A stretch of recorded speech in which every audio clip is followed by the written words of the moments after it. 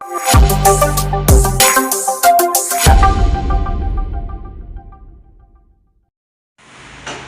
Mass മോട്ടോഴ്സിൽ നിന്നാണ്. Honda Activa 125 BS6 model വണ്ടിയാണ്. General സർവീസായിട്ട് കയറിയാനാണ്. സർവീസിൻ്റെ ഭാഗമായിട്ട് നമ്മളതിൻ്റെ ബാക്ക് ബ്രേക്കൊക്കെ ലൈനർ ചെക്ക് ചെയ്യാനൊക്കെ അയച്ചിട്ടുണ്ട്. പുതിയ ലൈനർ കിടക്കണേ, കമ്പനി ഹോണ്ടയുടെ ഒറിജിനൽ ലൈനർ തന്നെയാണ്. നമുക്കത് ക്ലീൻ ചെയ്ത് റീസെറ്റ് ചെയ്താൽ മതി. അതുപോലെ ബ്രേക്ക് ക്യാമൊക്കെ ഒന്ന് അഴിച്ച് ഗ്രീസ് ചെയ്തിരുന്നുണ്ട്.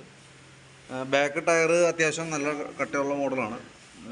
കട്ടുണ്ട്, ഉപയോഗിക്കാനുണ്ട്. ഹബിനായാലും വേറെ പറയത്തക്ക കംപ്ലൈൻറ്റോ കാര്യങ്ങളൊന്നുമില്ല കേട്ടോ. പിന്നെ അതേപോലെ നമ്മളതിൻ്റെ എയർ ഫിൽറ്ററൊക്കെ നമ്മളൊന്ന് അഴിച്ച് ചെക്ക് ചെയ്യാനുണ്ട്.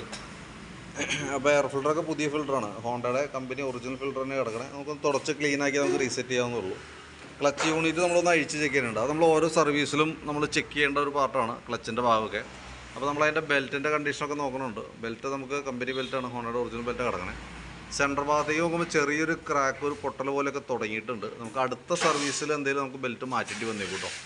കാരണം എന്ന് വെച്ച് കഴിഞ്ഞാൽ ഇവിടെ ചെറിയൊരു ചിഹ്നലൊക്കെ പോലെ തുടങ്ങിയിട്ടുണ്ട്. നെക്സ്റ്റ് സർവീസ് വരെ ഓടിക്കോളും, എന്തെങ്കിലും കുഴപ്പമില്ല.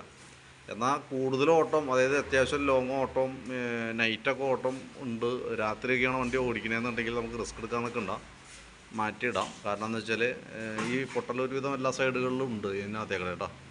അത് കാര്യമായിട്ടുള്ള ലോഡൊക്കെ ഒന്ന് വെച്ച് ഓടലാന്നുണ്ടെങ്കിൽ നമുക്ക് അടുത്ത സർവീസിൽ മാറ്റിയാലും മതി. ഇനി അതല്ല, നമുക്ക് രാത്രിയൊക്കെ കൂടുതലായിട്ട് വണ്ടി ഉപയോഗിക്കുന്ന ഭാഗമുണ്ടെങ്കിൽ നമുക്ക് റിസ്ക് എടുക്കാമെന്നൊക്കെ ഉണ്ടാകും. കാരണം എന്ന് വെച്ച് കഴിഞ്ഞാൽ വണ്ടി ബെൽറ്റ് മാറ്റിയിടാം. കാരണം എന്ന് വെച്ച് കഴിഞ്ഞാൽ നൈറ്റൊക്കെ ആകുമ്പോൾ പിന്നെ അത് ബുദ്ധിമുട്ടായിരിക്കും.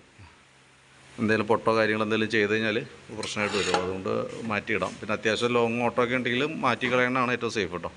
പിന്നെ ക്ലച്ചിനകത്ത് വേറെ എൻ്റെ വേരിയേറ്റർ ബോഡി, ബോസ് ഡ്രൈവ്, റോളറൊക്കെയാണ്. നോർമൽ സാധാരണ രീതിയിലുള്ള തേമാനമൊക്കെ ഉള്ളൂ. ക്ലച്ച് യൂണിറ്റ് ആയാലും വേറെ പറയത്തക്ക കംപ്ലൈൻ്റ് ഒന്നുമില്ല. വർക്കിംഗ് ഒക്കെ ഓക്കെയാണ്. അപ്പോൾ ഇത് ക്ലീൻ ചെയ്ത് റീസെറ്റ് ചെയ്താൽ മതി. കിക്കറിവിലൊക്കെ നമ്മൾ കൂട്ടത്തേക്ക് ഒന്ന് അഴിച്ച് ഗ്രീസ് ചെയ്തിടുന്നുണ്ട്. പിന്നെ നമുക്ക് അതിൻ്റെ ഈ ഭാഗത്തേക്ക് വരുമ്പോഴത്തേക്കും ബാറ്ററി നമുക്ക് ഇത് ഇരിക്കുന്ന പുതിയ ബാറ്ററിയാണ്. അപ്പോൾ അതും കൂടി ഒന്ന് ചെക്ക് ചെയ്ത് പോകുന്നുണ്ട് കേട്ടോ. കാരണം സർവീസിനകത്ത് ബാറ്ററി ടെസ്റ്റ് ഉള്ളത് കൊണ്ടാണ് നമുക്ക് നോക്കാം. 13 വോൾട്ട് വരെ കാണിക്കുന്നുണ്ട്. ഇപ്പോൾ ബാറ്ററി വോൾട്ട് കിട്ടുന്നുണ്ട്. ബാറ്ററി ടെസ്റ്റിലേക്ക് കൊടുക്കുന്നുണ്ട്. കംപ്ലയിൻസ് എന്തെങ്കിലും ഉണ്ടോ എന്ന് അറിയാൻ പറ്റില്ല. നിലവിൽ ഓക്കെയാണ്, വേറെ പ്രോബ്ലം ഒന്നുമില്ല കേട്ടോ. പിന്നെ ആക്സിലേറ്റർ കേബിളിൻ്റെ കേസൊക്കെ നോക്കി, ആക്സിലേറ്റർ കേബിൾ അത്യാവശ്യം പ്ലേക്ക് ഉണ്ട്, കുഴപ്പമൊന്നുമില്ല. പിന്നെ അതേപോലെ എൻജിൻ ഓയിൽ നമ്മൾ ചെക്ക് ചെയ്തിരുന്നു. കാരണം ഓയിൽ നമുക്കൊരു ഏകദേശം ഒരു 800-850 കിലോമീറ്റർ കൂടിയൊക്കെ ഓടാനുണ്ട് നമുക്ക് കേട്ടോ. അപ്പോൾ ഇപ്പോൾ മാറ്റണമെന്നില്ല, 850 കിലോമീറ്റർ കൂടി ഇനി ഓടാനുണ്ട്. അപ്പോൾ അതും കൂടി ഓടിയിട്ട് മാറ്റിയാലും മതി. പിന്നെ ഫ്രണ്ടിലത്തെ ബ്രേക്ക് പാഡ് സെറ്റൊക്കെ നമ്മളൊന്ന് അഴിച്ച് ക്ലീൻ ചെയ്യാനുണ്ട്. ക്ലീൻ ചെയ്ത് റീസെറ്റ് ചെയ്താൽ മതി. നിലവിൽ വേറെ കുഴപ്പമൊന്നുമില്ല. ക്ലീൻ ചെയ്യാൻ വേണ്ടിയിട്ട് അഴിച്ചാണ്. ബ്രാക്കറ്റൊക്കെ ഒന്ന് അഴിച്ച് ഗ്രീസ് ചെയ്ത് റീസെറ്റ് ചെയ്യാം. പിന്നെ നമ്മൾ വണ്ടി ഓടിച്ച് നോക്കുന്ന സമയത്ത് നമുക്ക് ഈ ഹാൻഡിലിൻ്റെ അവിടെ നമ്മൾ ഫ്രണ്ട് ബ്രേക്ക് പിടിക്കുമ്പോൾ ഫ്രണ്ടിൽ നിന്ന് ചെറിയൊരു ഇളക്കം, അതായത് ഫ്രണ്ട് ഹാൻഡിൽ ഇളകാവുന്ന പോലെ ഒരു ഫീൽ ഉണ്ടായിരുന്നു.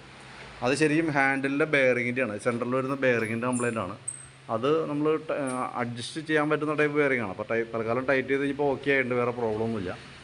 അപ്പോൾ അങ്ങനെ ഒരു കംപ്ലയിൻറ്റ് നമുക്ക് ഓടിക്കുമ്പോൾ കിട്ടിയിരുന്നു. അപ്പോൾ അതും സോൾവ് ചെയ്തിട്ട് ക്ലിയർ ചെയ്തിട്ടുണ്ട് കേട്ടോ. പിന്നെ ഫ്രണ്ട് ടയർ അത്യാവശ്യം ഉപയോഗിക്കാനുണ്ട്, നല്ല ടയറാണ് നടക്കുന്നത്. പിന്നെ ഈ ഭാഗത്തേക്ക് വരുമ്പോഴത്തേക്കും സ്പാർക്ക് പ്ലഗൊക്കെ ഒന്ന് അഴിച്ച് ക്ലീൻ ചെയ്തിരുന്നുണ്ട്. അതിൽ വേറെ പ്രോബ്ലം ഒന്നുമില്ല. അപ്പോൾ നിലവിൽ സർവീസ് സംബന്ധമായിട്ടുള്ള വർക്കുകളാണ് മെയിനായിട്ടുള്ളൂ.